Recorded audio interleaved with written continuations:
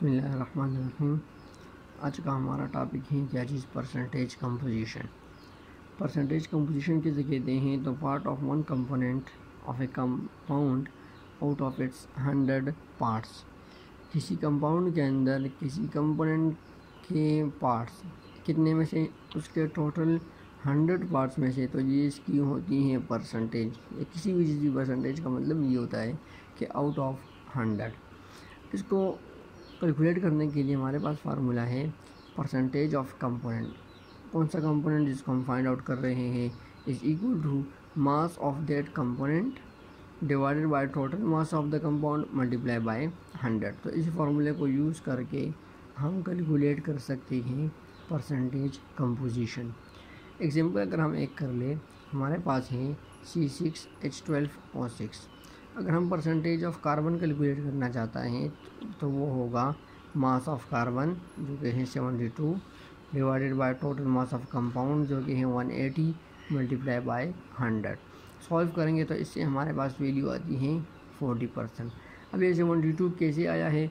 तो देखिए हमारे पास है 6 कार्बन और एक कार्बन का मास है 12, तो इससे हमारे पास आता है क्या चीज़ 72 आता है। तो G72 क्या हो जाएगा? मास ऑफ कार्बन हो जाएगा जो कि इस कंपाउंड के अंदर मौजूद है।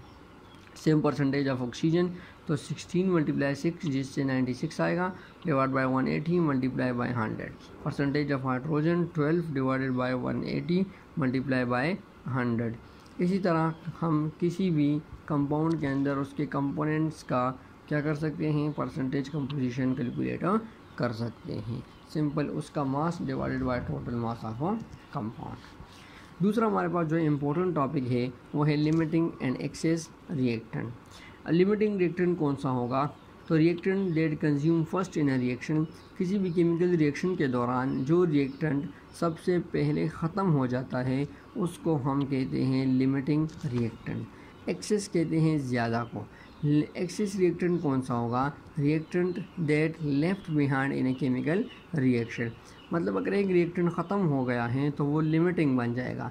अब जब एक ख़त्म हो गया है तो दूसरा बाकी रह चुका होगा, तो जो रिएक्टेंट बाकी रह चुका है जो अभी कम्प्लीटली ख़त्म नहीं हुआ है उसको हम कहेंगे एक्सेस रिएक्टेंट, या इसको एक्सेस रिएजेंट या लिमिटिंग रिएजेंट भी कहते हैं। दोनों का मतलब सेम होगा।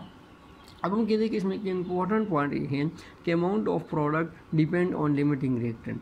हमारे पास किसी भी केमिकल रिएक्शन के दौरान कितना प्रोडक्ट बनेगा उसकी अमाउंट कम्प्लीटली डिपेंड करती है किस चीज़ पर?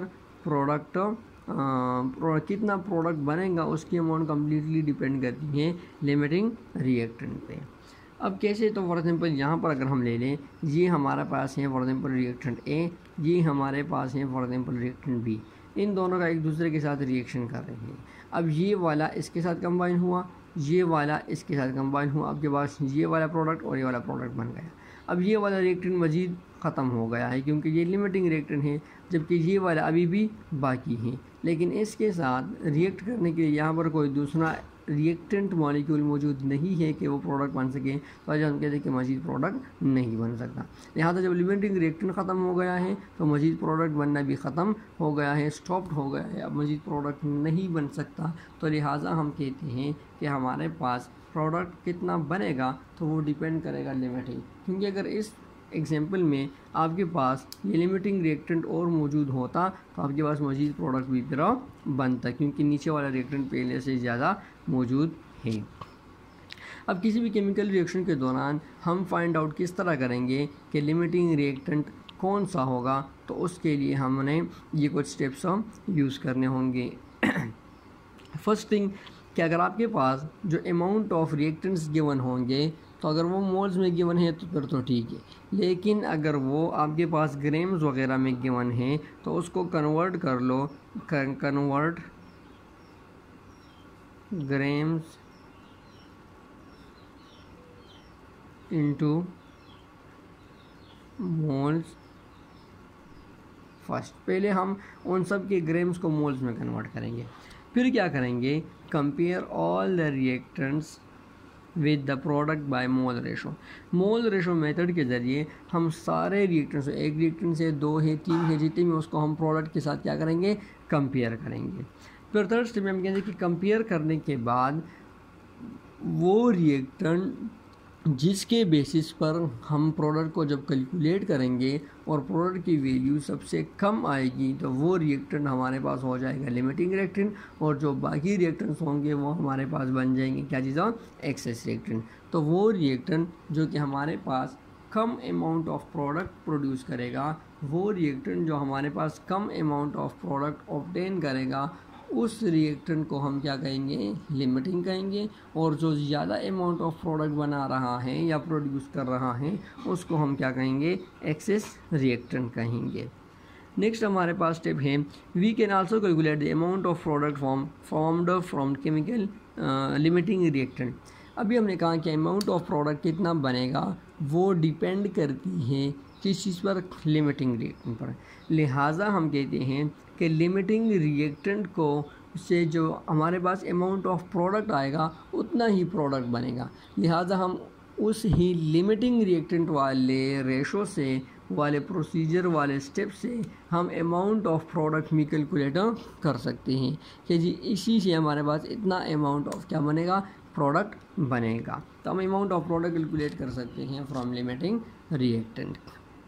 नेक्स्ट आपके पास है कि अगर आपने फाइंड आउट करना है कि लिमिटिंग रिएक्टेंट जो कि कम्प्लीटली ख़त्म हो गया है, तो वो तो कम्प्लीटली ख़त्म हो गया है, लेकिन आपके पास जो एक्सेस रिएक्टेंट था जो बाकी रह गया है वो कितना बाकी रह गया है, अगर वो आपने कैलकुलेट करना है तो उसको कैसे करेंगे।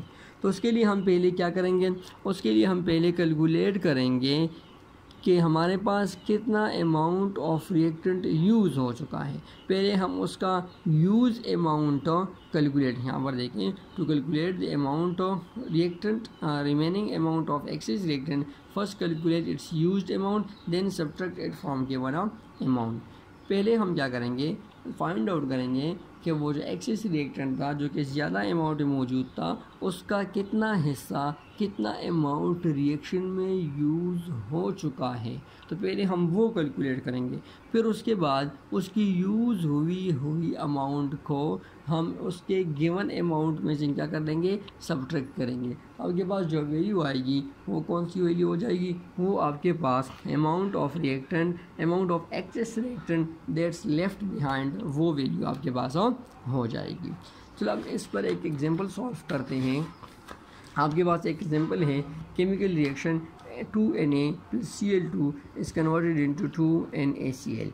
If we use 10 gram of sodium and 15 gram of Cl2 in above reaction, यानी कि अगर हम इस ऊपर रिएक्शन में सोडियम के 10 ग्राम यूज़ करेंगे और Cl2 के 15 ग्राम यूज़ करेंगे, तो आपने फाइंड आउट करना है अब क्या, फर्स्ट वन लिमिटिंग कौन सा होगा, लिमिटिंग रिएक्टेंट एंड एक्सेस के इस रिएक्शन में लिमिटिंग रिएक्टेंट कौन सा है, एक्सेस कौन सा है, कितना प्रोडक्ट बनेगा वो, और तीसरे में एक्सेस जो कि बाकी रह गया है, जो कि अभी हमने पीछे पढ़े उसके प्रोसीजर कि वो किस तरह, तो वो सब हमने क्या करना है, कैलकुलेट करना है। तो फर्स्ट वन हमने कैलकुलेट करना है क्या चीज़ों, लिमिटिंग रिएक्टेंट कौन सा होगा और एक्सेस कौन सा होगा, आइडेंटिफिकेशन करनी है। हमने कहा था कि पहला स्टेप क्या है कि कन्वर्ट द ग्राम्स, अगर आप देखें तो गिवन डेटा ग्राम्स में है, तो हम पहले इसको मोल्स में कन्वर्ट करेंगे by simple using the mole formula, mass number of moles is equal to mass by molar mass. Mass given 10 gram of sodium, उसका मोलर मास 23, इससे आता है 0.44 moles. For Cl2 n is equal to mass by molar mass 15 gram divided by 71 जो कि इसका molar mass है is equal to 0.21। अब हमने क्या करना है, कंपेयर करना है किसी के साथ, all the reactants with the product to find out what, to find out the limiting reactant and excess reactant. First we have to compare the sodium with NaCl. The first two values will become from the balanced chemical equation. Sodium has 2, NaCl 2, so 2:2. This value is given value 0.44 ratio x, cross multiplication x is equal to 0.44 mole. Now we have to compare Cl2 with the NaCl. So Cl2 ratio NaCl ratio equation से, ये value equation से, ये given value से और ये x is equal to 0.422। as Cl2 give lesser amount of product so it is limiting reactant and sodium is excess reactant। अगर हम देखें दोनों में जो प्रोडक्ट की वैल्यू आ रही है, Cl2 के केस में वो वैल्यू कम आ रही है, जबकि Na के केस में वो वैल्यू ज़्यादा आ रही है। तो कम वाली वैल्यू हमारे पास लिमिटिंग रिएक्टेंट हो गया, जो कि क्या होगा, Cl2 हो गया है। इसका सेकेंड पार्ट हमने कैलकुलेट करना है, amount of product depend on limiting reactant so we can calculate it from Cl2 value. हमने कहा था कि अमाउंट ऑफ प्रोडक्ट डिपेंड करती है लिमिटिंग रिएक्टेंट पर, और लिमिटिंग रिएक्टेंट हमारे पास कौन सा है, Cl2। तो इट मीन्स कि इसी वैल्यू को जो कि मोल्स में अगर हम ग्राम्स में कन्वर्ट करेंगे तो वो हमारे पास हो जाएगी किस चीज़ की value, amount of product formed की वैल्यू हो जाएगी। कैसे कैलकुलेट करेंगे, सिंपल बाय मोलर मास वाले फार्मूले को यूज़ करके। दूसरा आपके पास है एक्सेस रिएक्टेंट कितना बाकी रह गया है वो हमें कैलकुलेट करना है, लेकिन उसके लिए हमने पहले क्या कैलकुलेट करना है, यूज अमाउंट। तो हमने क्या करना है, Cl2 जो कि लिमिटिंग है उसका Na के साथ रेशो लेंगे, 1 and 2 इक्वेशन जाएंगे, 0.211 Cl2 की गिवन वैल्यू है x is equal to this one.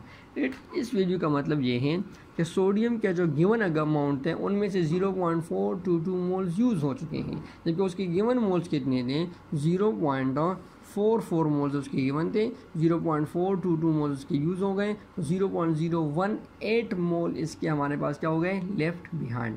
इसी तरह से मास बाय मोलर मास वाले फार्मूले को यूज़ करें, इसको भी हम ग्राम्स में कन्वर्ट करेंगे, तो 0.414 ग्राम ऑफ सोडियम अभी भी हमारे पास क्या है, रिएक्शन मिक्सचर में लेफ्ट बिहाइंड है।